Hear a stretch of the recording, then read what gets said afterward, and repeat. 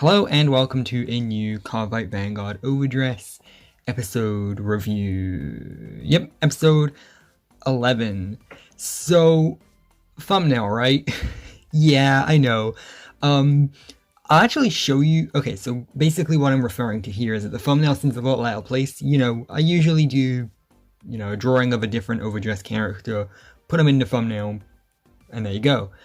And I've done that again this time, but it may seem like a bit of a random character. The character in question for this episode's thumbnail being, let's find the best image of her. This one I'll do. The character in question being Mai. Here she is. She's a background character. She's not really that significant. I just really like her character design. Now, I didn't just do her as the thumbnail for no reason. There is a reason behind it, and that's because I drew a thumbnail, and I'll show it here if I remember to edit it in. I did draw a thumbnail of a character named Haruka, who we saw in the previous episode, and that's the thing with these episode reviews, is because I need to draw the thumbnail, I need to do that ahead of time, right? And so I just guess which characters are going to be significant in the upcoming episode and draw them because of that.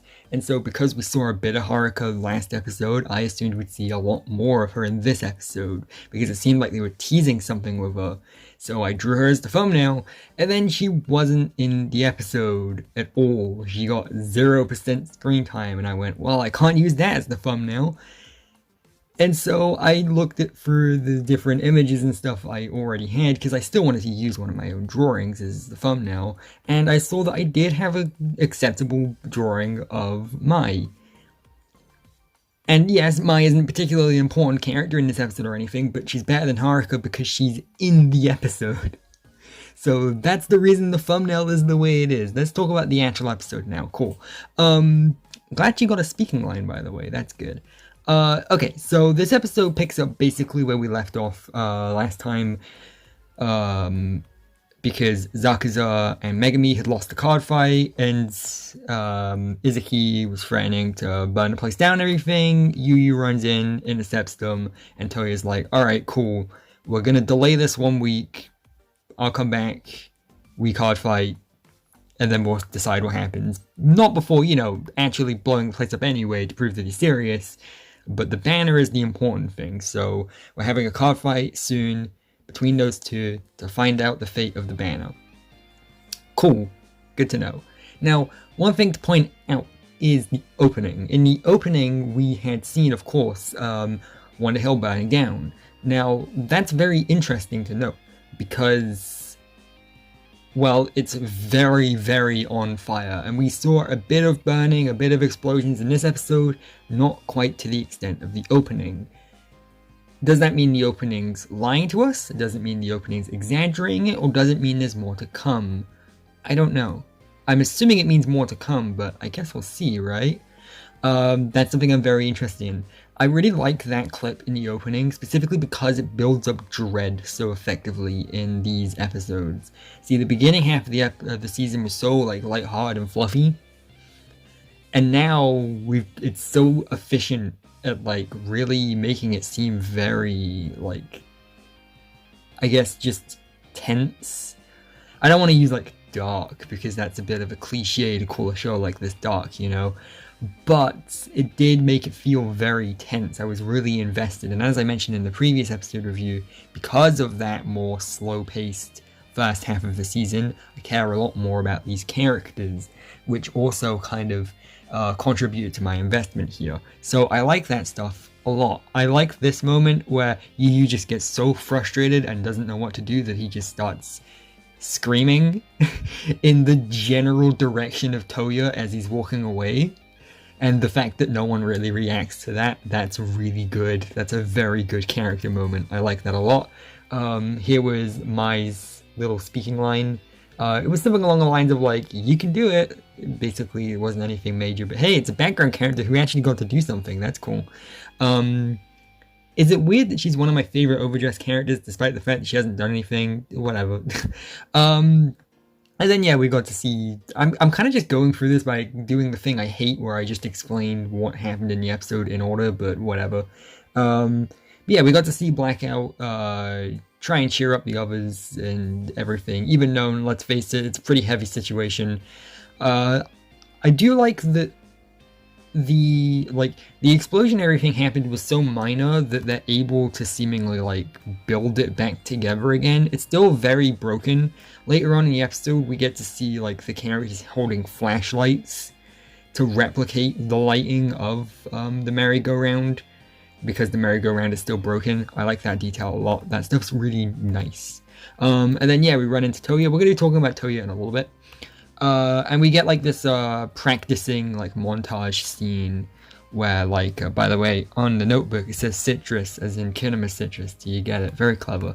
But yeah, we get this kind of practice montage scene where we get to very, very quickly see yuyu like card fighting against a bunch of people in Blackout to kind of train for the fight and everything. And we even get to see a flashback to a moment from episode 1 from a different point of view. We get to see the Danji and Tohya card fight again, and the bit where like Danji uses his crit unit, I think it is, and we get to actually see it. We reveal that yuyu also saw it, and this has a lot of implications. There's a video, I can't remember exactly which one it was. I think it might have been like the theories and speculation one, where I make a joke. Kind of. I mean, it's a joke speculation because I didn't expect them to actually go this direction, and I'm still not sure as to whether or not they're going to. And that was are they teasing that the characters have psyqualia? Because the opening and a lot of other shots in this series definitely pay attention to and focus on these characters' eyes. Now, of course, that could just be referencing the imagination aspect. In fact, everything they show here could just be referencing the imagination aspect. Or it could be referencing psyqualia. Think about it. When Aichi first gets his psyqualia, one of the side effects is that he faints a lot. Yuyu did faint after his original Tohya card fight in the first episode, not the first episode, the episode 6, right? And that caused him to get a fever and everything, which seems pretty similar to how Aichi reacted. And now, in this episode, with Tohya and Yuyu specifically, we definitely get to see them get a lot more serious. In fact, Tohya in this episode reminds me a lot of Ren. You know, like, Tohya's made a pretty quick, like, 180 as a character. Like, in episode 6, you know, he was definitely very serious. He took himself very seriously, but he still also had that, like, playful side to him, to an extent, you know? Like, he was taking things seriously, but, you know, he wasn't threatening to burn everything down, you know? Whereas here, he definitely seems like a lot more serious, and he's talking a lot about like how winning is everything, and that you can't rely on teammates, you can only rely on yourself, and that kind of stuff. And well, where have we heard that before? We've heard basically that exact same speech verbatim from Ren, and Ren used psyqualia. Again, I don't know, like this isn't me claiming that they are actually going the psyqualia route. In fact, one of the reasons why I think we might not be going that route is specifically because we keep, you know, doing the zoom in shot on their eyes. Because psyqualia, at least up until this point, has had a very specific visual effect where it kind of shows like this starry vortex in the character's eyes and their pupils turn white. Whereas, of course, we keep seeing close-ups of the character's eyes in this episode, and we don't see anything like that. Their eyes look normal. So that's one of the reasons why I'm thinking we're not going for psyqualia. But whether or not we are, like, regardless of whether or not we're actually going for the psyqualia stuff, I think we can agree that the fact that they're touching upon themes and topics that the very first Vanguard series did is intentional, right? Like, I think we all knew from day one, right, that Yuyu was intentionally supposed to be kind of similar to Aichi, for example, right? And now it seems like Tohya is our Ren. And Danji is maybe a more helpful Kai, you know? Like, whereas in the original, Aichi was trying his hardest to get to Kai's level and impress him, Danji is instead, like, reaching down to Yuyu and bringing him up with him. And we'll be talking about that again in a sec, too. This was a really great moment, seeing Yuyu be able to visualize one of his other units, one of his triggers. That was really, really cool, because in fact one of the complaints I'd seen people have about the card fights and stuff in this series is that they'd only usually tend to show the vanguards for most of the characters. For Yuyu it was a little different because we'd usually get to see Nirvana and or Trickstar and Valiente, so 2 of his units. But like, yeah, for the most part, we only really tended to see the Vanguard. So actually having this arc where we pay off and get to see more of the units is really cool, which leads me to believe that season 2 and 3 may have even more units. I think the real reason we haven't been seeing that many of the units is just because the animation is so much better here, like especially the sakuga scenes, which we'll get to in a sec. And well, those are very time consuming and expensive to animate, and so can you imagine just how much more so they would be with even more units? Can you imagine the Danji and Tohya fight from episode 1, but with 6 units on either side instead of 1 on either side? Yeah. That would be impossible to animate unless you were literally on like a movie budget. And even then, it would still be difficult and impressive. So that's the real reason, but it's still cool to see more of it here. I mean, I think Megami's reaction kind of sums up mine too, actually. And that she keeps that reaction over here. Cool. So yeah, that stuff was really cool. This definitely felt like the most yuyu focused episode yet, funnily enough. Up until this point, the series has very much felt danji focused, and that's a complaint a lot of people have had, but it's one I've actually really liked. For anyone who's seen Gurren Lagann, I kind of liken their relationship to that of Simone and Kamina. And if you've seen Gurren Lagann, you know what I'm implying. I'm not implying something that serious, but I am definitely expecting a shift from focusing on danji to yuyu at some point in the future, maybe in season 2. And this seems to be the beginning of that. And I can definitely see the complaint of them focusing too much on danji, and again, we'll actually get to that in a sec too. There's a lot to talk about here, there's a lot to cover, this is a very eventful episode, but I like that this showed kind of like the real beginning of Yuyu's sort of arc, of him like also taking himself more seriously.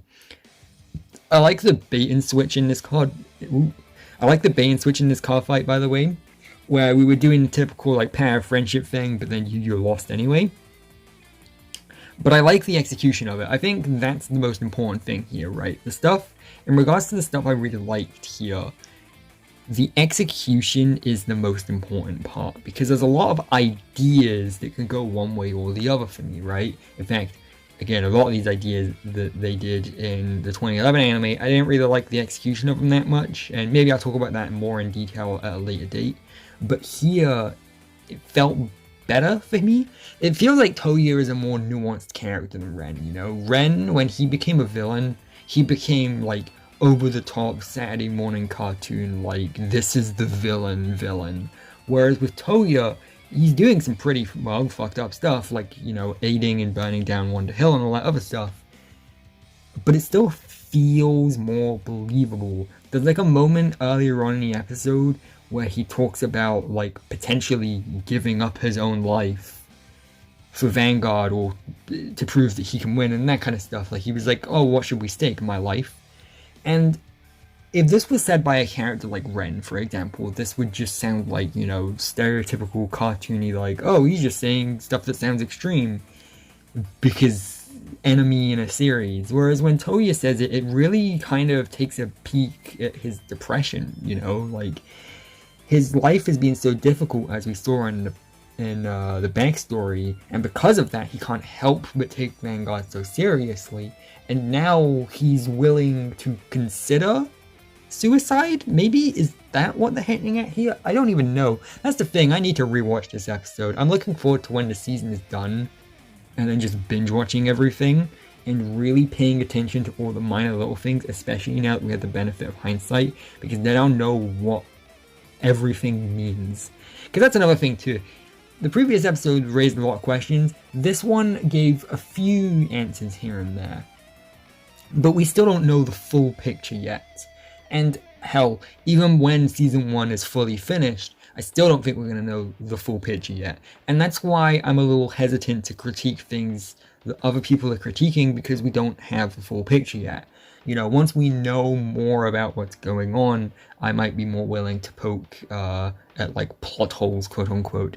But at the same time, I'm willing to acknowledge that I don't have the full picture, and we don't fully know what's happening, you know? Like, right now, for example, the reason I think Tohya is taking this massive change in character is because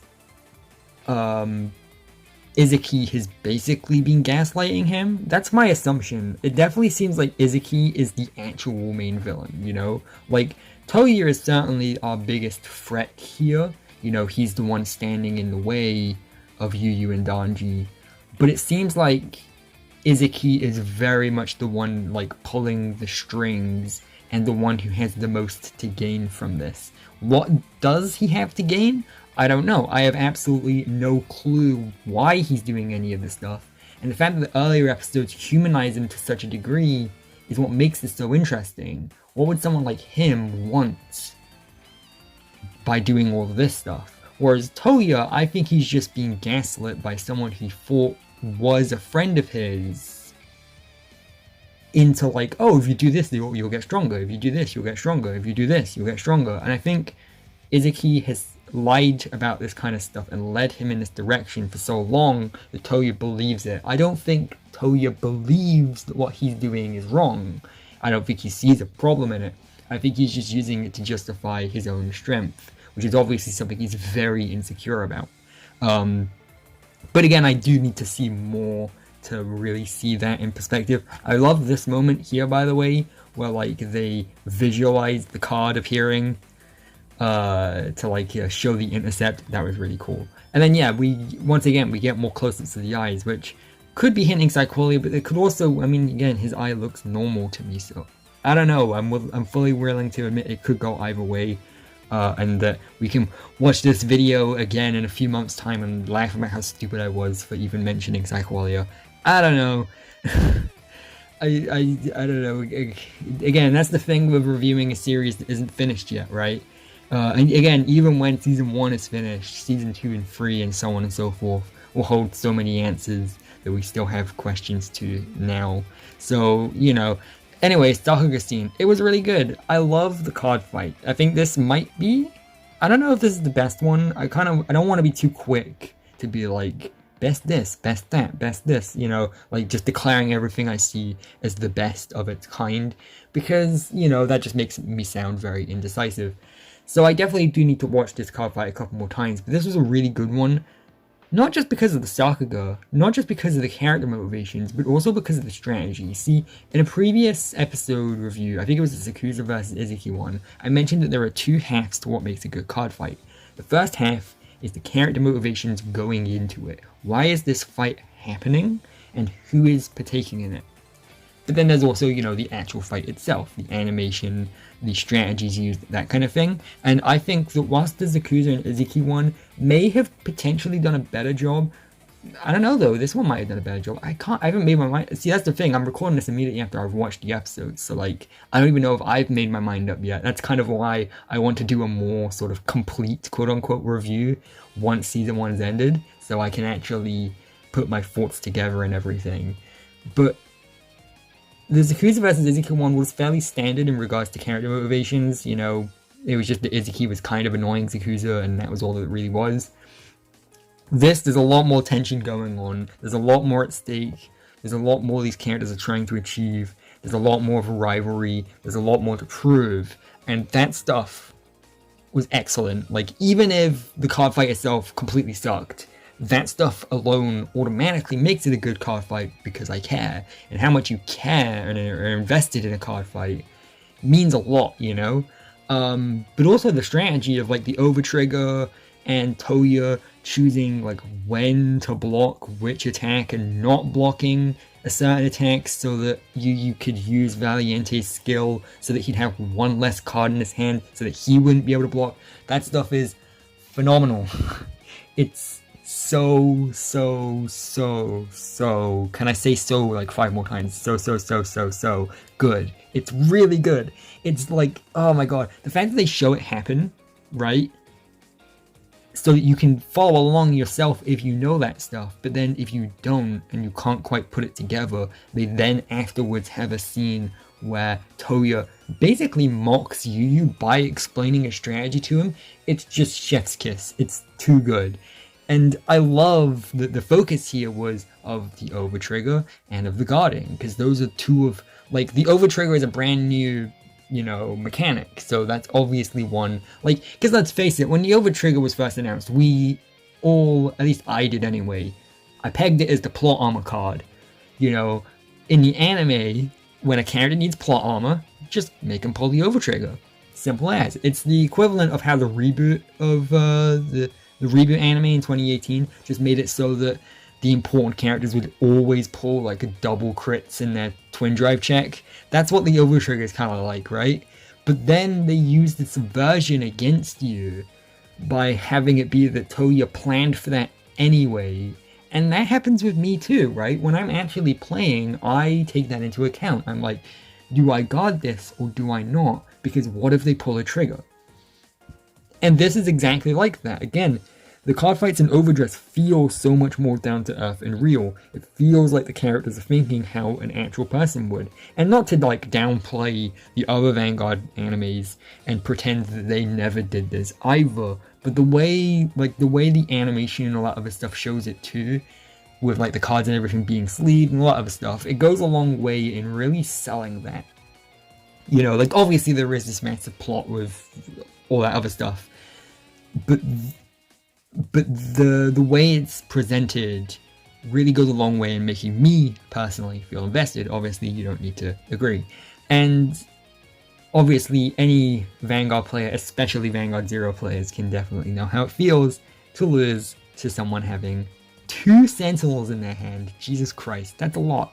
And then yeah, we get cool Sakuga. Honestly, that's the thing, is I know that like everyone probably wants me to talk about the Sakuga every time they come up, but what even is there to say? What do you want me to say? It was good. I liked it. The animation was very, very good. I genuinely like...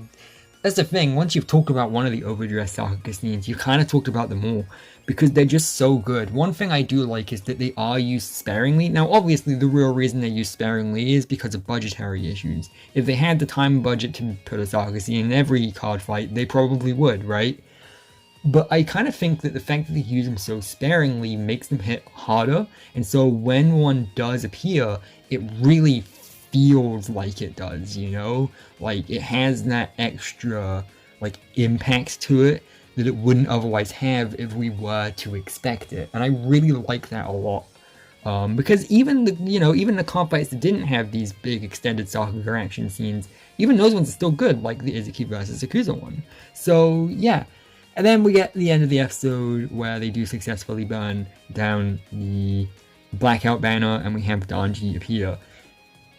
Ooh, we're going to talk a lot more about Danji in the next episode because I do want to see what it is he's actually going to do. But this moment where Danji appeared, I kind of predicted it. And that's the other thing. I mentioned this in a previous episode review, but like there are plot points in the show that I can predict ahead of time.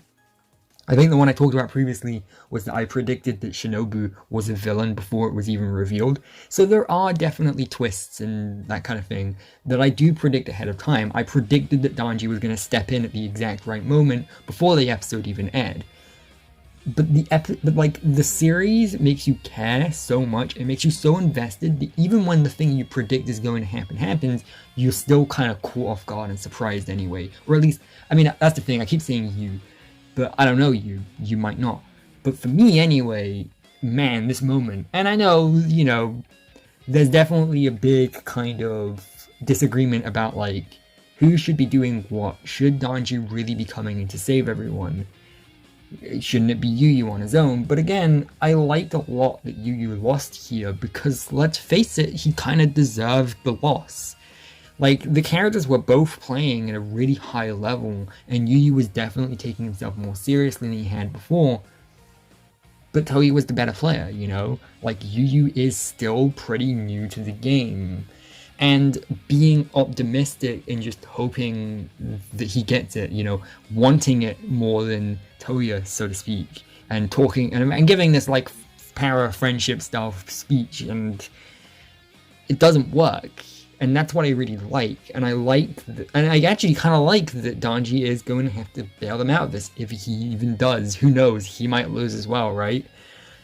And that's the thing, is it's like, one of the things I really liked is during the like power of friendship speech, which by the way, this is a better than average power of friendship speech, specifically because Yuyu was talking about how like usually in this kind of anime, right, we get the whole like, oh Tohya, you're taking it so seriously, card games are supposed to be fun.